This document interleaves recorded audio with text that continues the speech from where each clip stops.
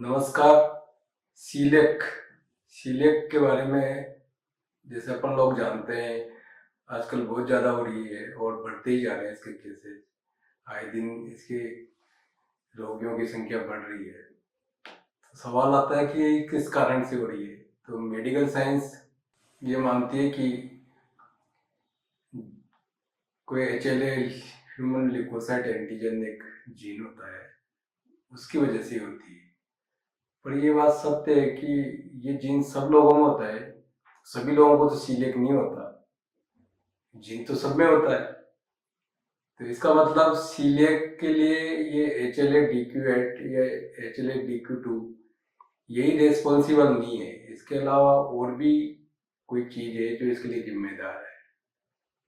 Homeopathy मानती है कि रोग का कारण बाहरी नहीं होता, रोग का कारण अपने शरीर में होता है।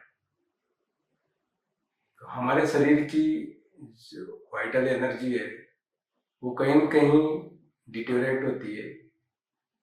उसकी वजह से हमारे शरीर में जो ससेप्टिबिलिटी है वो बढ़ जाती है और उसकी वजह से वो गेहूं में जो ग्लूटेन होता है वो हमारी ससेप्टिबिलिटी उसके अगेंस्ट में रिएक्ट करना शुरू कर देती है। उसकी वजह से ये सीलिएक होता है।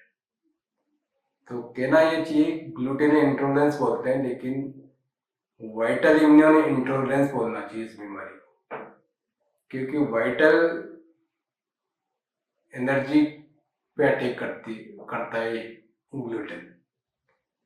इसलिए ग्लूटेन का जो मुख्य कारण है वो ससेप्टिबिलिटी है और आपकी वाइटल एनर्जी है, जब ये कमजोर होती है। इसीलिए देखेंगे हम कि क्योंकि जीन्स तो वही है, जीन्स तो शुरू से वही चला आ रहा है। बदलाव आता है आपकी ऊर्जा के अंदर। जब हम कमजोर हो जाते हैं तो रोग हम पे हावी होने लगते हैं। तो जो बंदा 20 साल से 30 साल से गेहूं खा रहा है तब अब तक कुछ नहीं हुआ, लेकिन आज जब ऐसा क्या हो गया, जीन्स तो पहले भी था, उसमें जीन्स तो पहले भी था, पैदा हुआ तब से जीन्स था। तो चेंज किस में आया?